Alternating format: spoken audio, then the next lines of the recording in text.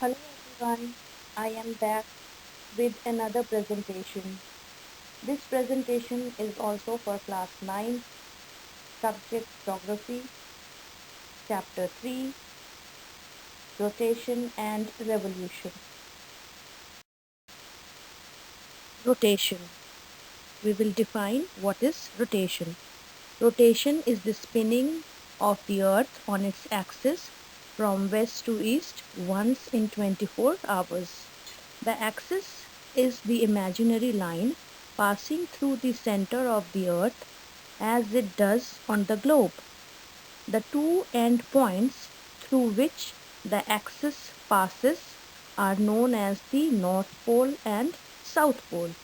The axis is tilted at an angle of 23.5 degrees from the vertical. Children, in this slide, the red color line which is passing through the center of the globe is known as the axis. This is an imaginary line, and the green arrow shows the movement of the earth from west to east, and the axis has 2 points, North Pole and South Pole. Now we come to the characteristics of rotation. The earth completes one rotation from west to east on its axis in 23 hours, 56 minutes, 4.09 seconds, which is roughly 24 hours. Now, the second characteristic of rotation. The earth is always tilted in the same direction towards the pole star as it moves round the sun. The angle at which the earth is tilted is known as the inclination of the earth's axis, which I have already shown you in the previous slide. Third characteristic, the speed of earth's rotation at the equator is 1670 kilometers per hour. The circumference of the earth is 40,070 kilometers, which is covered in 24 hours. The speed decreases towards the pole. Now we come to inclination of the earth's axis. The axis of the earth is tilted at an angle of 23.5 degrees from the vertical. This means that if a line were drawn parallel to the plane of the earth's orbit, the axis would make an angle of 66.5 degrees. In the picture which is shown in this slide, you will see that there is a line NP and SP.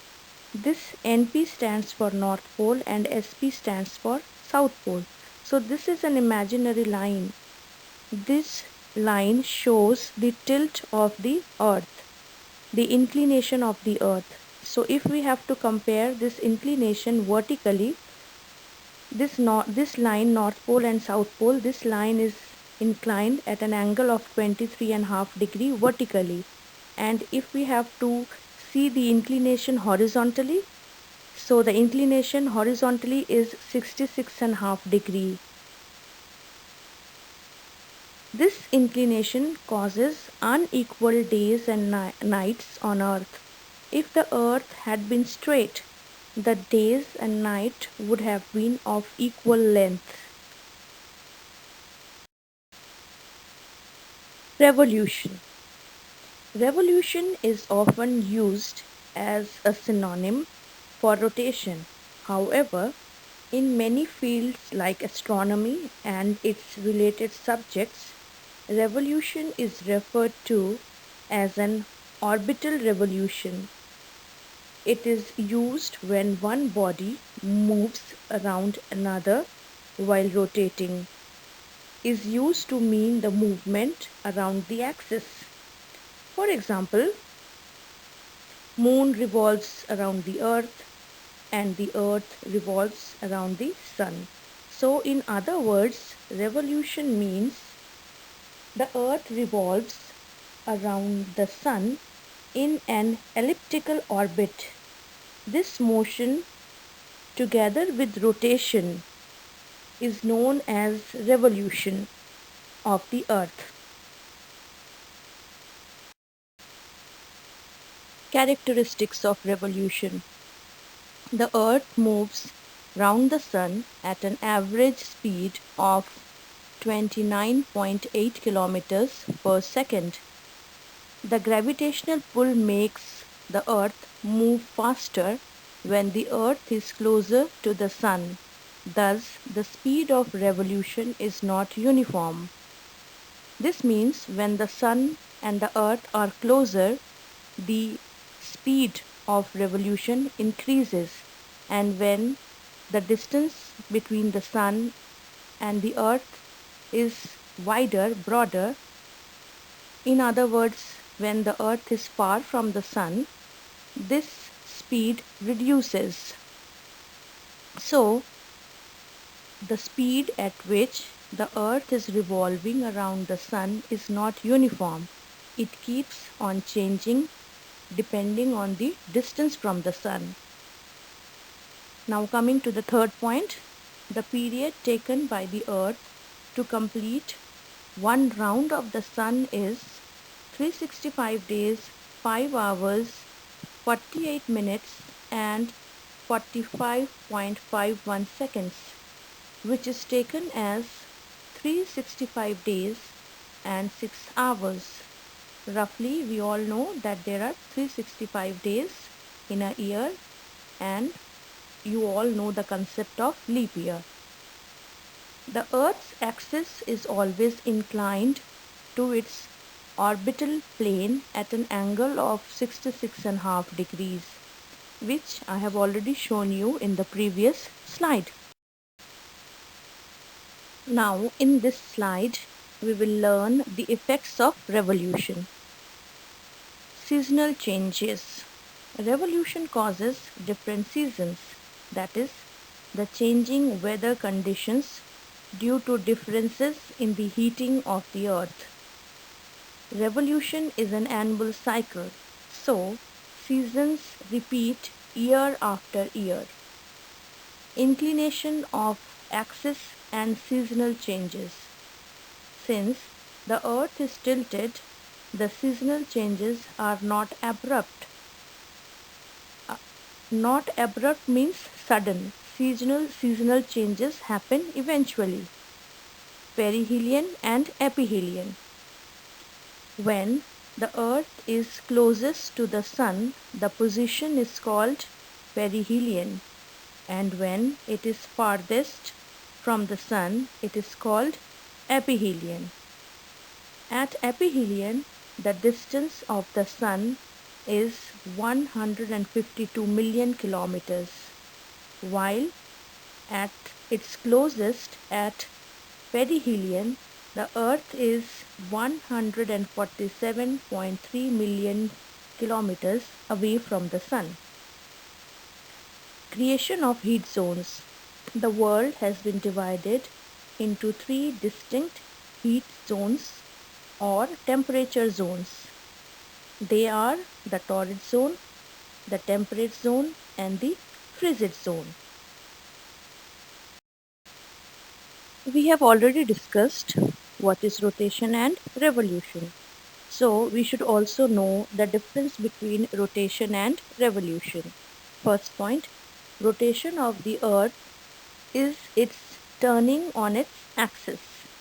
Revolution is the movement of the earth around the sun. Second point, the earth takes 24 hours to complete a rotation on its axis. The earth takes a full year, that is 365 days, for one complete revolution around the sun. The earth's axis of rotation is tilted by 23.5 degrees. This tilt causes the different seasons of the year. The path of the earth moving around the sun is called an orbit. The earth's orbit is elliptical. Equinox. Now we will discuss what is equinox. An equinox is when the sun passes directly over the equator.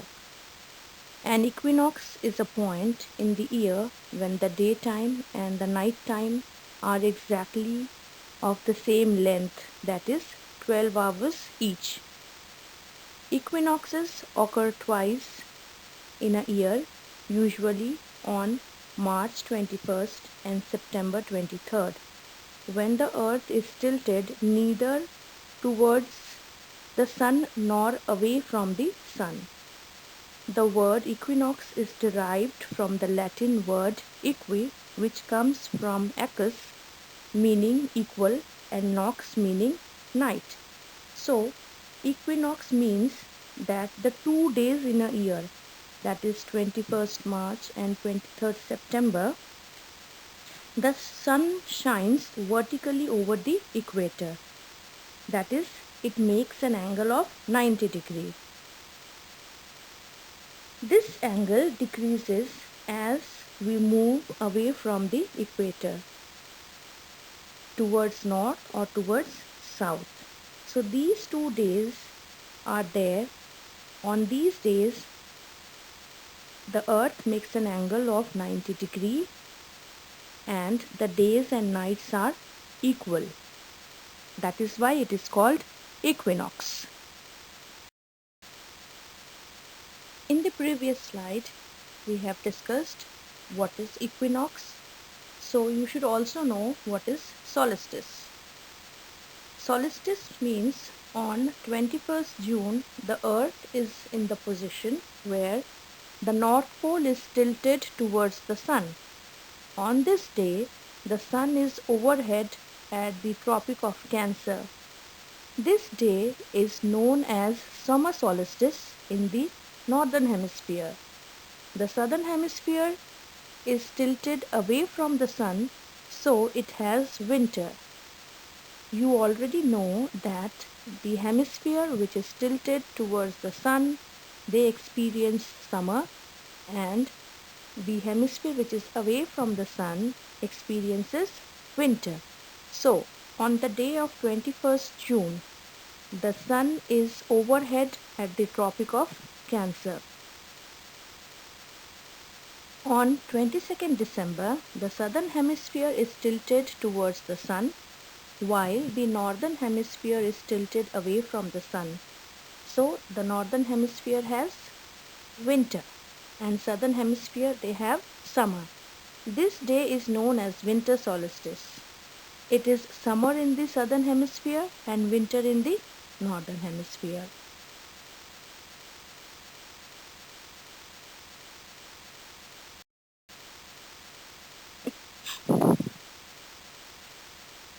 Solstice and seasons. Winter solstice, also called Hiberna solstice, the two moments during the year when the path of the sun in the sky is farthest south in the northern hemisphere and farthest north in the southern hemisphere. At the winter solstice, the sun travels the shortest path through the sky, and that day therefore has least daylight and longest night. Summer solstice, the two moments during the year when the path of the sun in the sky is farthest north in the northern hemisphere and farthest south in the southern hemisphere. Now, I would like to explain this, that on 22nd December, the sun seems to reach its southernmost position in the sky. After this, the sun begins its journey back northwards. At the extreme south and north position of its journey, the sun seems to stop before changing its direction. The moment or the position at which this happens is called solstice, which means the sun is still. On 21st June, the sun reaches its highest and northernmost position in the sky at noon. This moment is called summer solstice. At summer solstice, the sun rays fall vertically on Tropic of Cancer. On the day of summer solstice, the northern hemisphere has the longest day and shortest night. When the northern hemisphere is tilted away from the sun, the rays of the sun are slanted on this hemisphere, and as a result, the days are shorter. This means that it receives less heat and for a shorter period of time.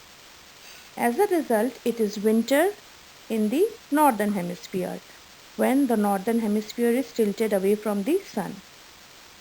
On 22nd December, the sun reaches its lowest and southernmost position in the sky at noon. This moment is called winter solstice. At winter solstice, the sun rays fall vertically on the Tropic of Capricorn. On the day of winter solstice, the northern hemisphere has the shortest day and the longest night. So this is the difference between winter solstice and summer solstice and how it affects the season. Students, you should also know the difference between solstice and equinox. Solstice refers to the time when the sun reaches its highest or lowest point in the sky at noon, resulting in the shortest or longest day of the year. Equinox refers to the time when the sun crosses the place of the Earth's equator, making night and the day of equal length. The word solstice is derived from the Latin word sol, meaning sun, and sister, meaning stand still. The word equinox is derived from the Latin word equus, meaning equal, and nox, meaning night. Solstice happens twice in a year on 21st June, that is summer solstice, and 22nd December, that is winter solstice. Now equinox happens twice in a year around 21st March and 23rd September. It happens during summer and winter. Equinox happens at the start of autumn or spring. Twilight. Daylight is longer as we go towards the poles in summer because the earth is tilted in relation to the sun. In its most general sense, twilight is the period of time before the sunrise and after the sunset, in which the atmosphere is partly or partially illuminated by the sun, being neither totally dark or completely lit. Lit means light. Since the sun rises and sets in a vertical path at the equator, the period during which refracted light is received is short. But in temperate latitudes, the sun rises and sets in an oblique path, and the period of refracted light is longer. It is even much longer at the poles, so that the winter darkness is really only twilight most of the time. So, twilight is the period of half light. The sun sets below the horizon, but still the light remains there before becoming completely dark. The twilight happens twice in a day, in the morning and in the evening. I hope you have understood the presentation. Now it is assignment time. The first question of the assignment is, what is meant by inclination of Earth's axis? At what angle is the Earth's axis inclined? Second question, name the two chief motions of the Earth. Third question, describe the two characteristics of rotation. Fourth question, state two effects of the rotation of the Earth. Fifth question, define revolution. Sixth question, mention two chief characteristics of the revolution of the Earth. Seventh question, mention two effects of revolution. Question number 8, what is meant by equinox? Question number 9, on which 2 days are the days and nights equal at all over the world and why? What name do you give to these days? Question number 10, what is meant by summer solstice? When do we have summer solstice in the northern hemisphere? Question number 11, distinguish between rotation and revolution. Last question, distinguish between equinox and solstice. Do this work in your geography copy. Thank you for watching this presentation. It was prepared by Sonu Nanda.